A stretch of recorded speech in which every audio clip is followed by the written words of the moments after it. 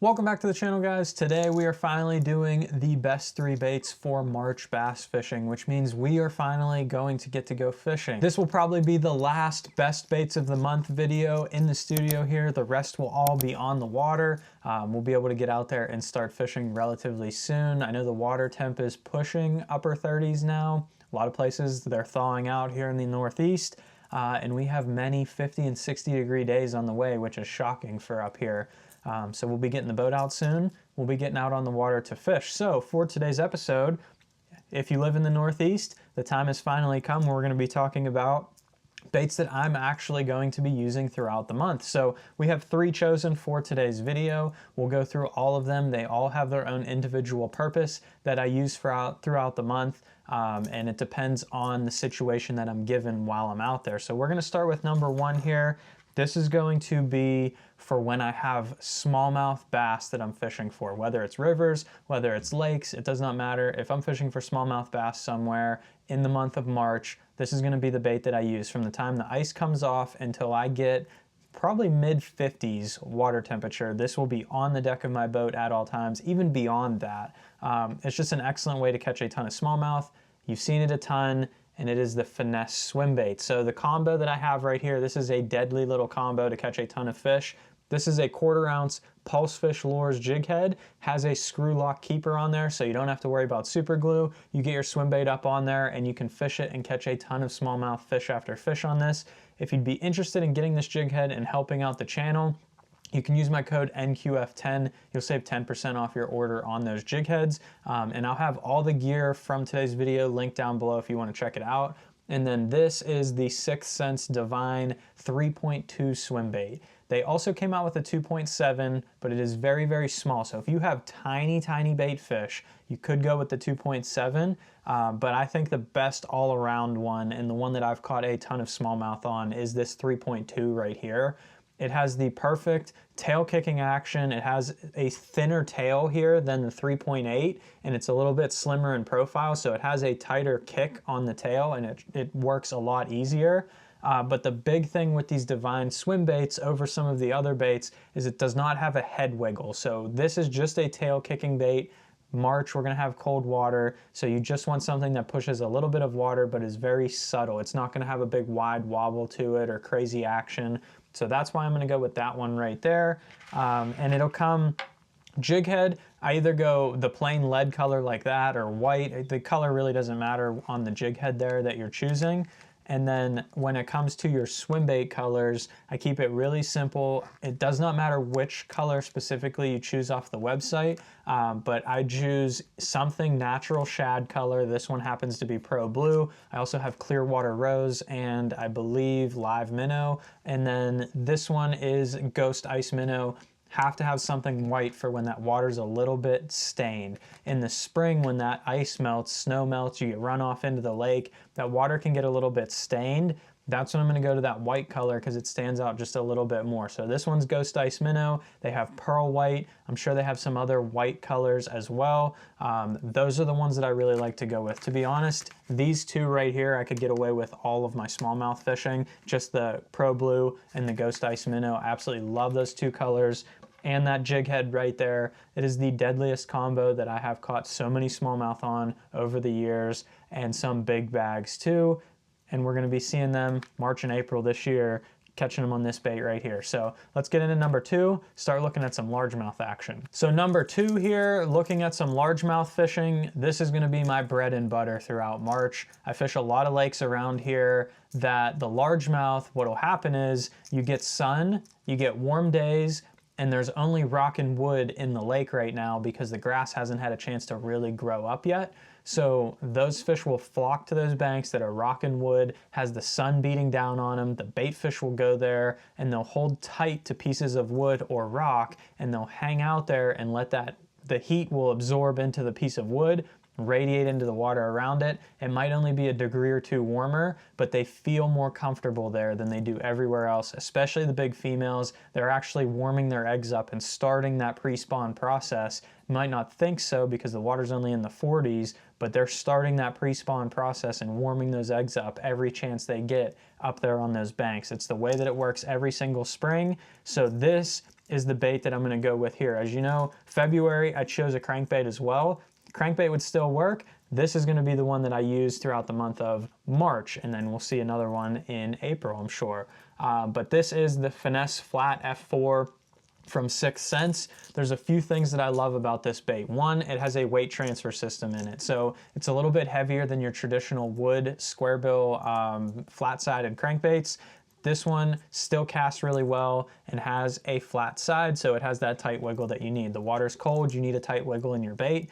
This one dives about 5 foot, which is perfect. I can put it on some heavier pound test and get it shallower if I need to, but 5 foot is somewhere around the range where I want to fish this time of year. And it has the circuit board lip, which one dives quicker, but it also has a little bit more durability there and will bounce off of cover a little bit better. And I absolutely harp on it every year. I will show you guys this year when we get out there on the water. The closer you can get this thing to the cover and actually bounce it off pieces of wood, the more bites you're gonna get, and sometimes even bigger bites. When it comes to color on this guy, I keep it really simple. If the water is clear, usually not up here in the Northeast when we have the runoff, if it's clear, you can go with a bait fish pattern, a bluegill color, a shad pattern, whatever your main forage is in your lake, because that will be what they're feeding on. But when it comes to springtime fishing, again, that you have runoff, you have ice melt. Our water is always dirty for the first few weeks of spring until that grass gets in there, can filter it out, the rain stops coming, you get a lot of spring rain. So once you get all of that to stop and the water clears up, then you can go to those more natural colors. But in the spring, the reds work really good because they stand out in the water. It's not that they're feeding on crawfish or anything like that. It's just something that they can actually find. So I keep a variety of different colors of red in my boat. So depends on how dirty the water gets. This is my go-to 9 times out of 10. This one's called boiled crawfish. It's a very bright orange, but it has some black in it, so that it has a little bit of contrast. That one works very well. If you have some stained water, but it's not super dirty, this is called brown eye, and it's a super awesome color with just that light burnt orange in there, a little bit of black. It has the contrast that you need, but it's not something that works in those dirty, dirty waters. If you have ultra dirty water and you really need a color to stand out in there, you're gonna have to go with that pure fire engine red. This one's called fire water. Not one that I throw as much. You have to have absolutely filthy water to go to a color like this. But the dirtier the color of the water, the brighter of the red that you want to go with. So I keep them all with me depending on how it goes. Like this year, we don't have much ice to melt because there's not really any ice. We don't have a bunch of snow to melt because all the snow is already melted. So there's not gonna be a lot of runoff truly when I get out there and fish. A lot of that water can clear up just a little bit. And it's not gonna be as clear as it'll get in the summertime, but the brown eye color might work better than this fire engine red just because the water's not as dirty. So that's the way I pick the colors with that. Now we'll go ahead and get into the last one of my favorite baits for fishing in the month of March. Absolutely love it. I almost picked a different bait, but I love this one too much. I had to stick with this one. So I was going to pick a chatterbait as my last bait, but ultimately I landed on the lipless crankbait. I had a hard time choosing between the two. Either one would work great in March. I probably will throw both. But the one thing about a lipless crankbait is it is essentially a flat-sided crankbait that is kind of weedless. So there are still some patches of weeds that will be left, mostly in ponds. I've done a ton of pond fishing as soon as the ice comes off, and I've caught a bunch on a lipless crankbait. But also in some smaller lakes around my house, there'll be places where the grass is still left, and there's a way to catch these fish, and it's by ripping a lipless crankbait through the weeds. It's a very popular way to fish in that cold water, has that tight wiggle they're looking for, but you can still cover water and fish a lot of that remaining grass that's still left in the lake. The couple things I focus on my lipless crankbait is sound and the bait shape. So these guys right here kind of have a little bit of a one knock and a couple BBs in them. Sometimes I'll fish one that are just a one knocker. I did a whole video on lipless crankbaits, and I will link that at the end of today's video on choosing the correct one. What I'm gonna look for in my lipless crankbait this time of year is a thin profile along the back. This is the 6th Sense Duke. If you want to get any of the 6th Sense baits I mentioned in today's video, use my code Quince on the website. You'll save 10% off your order.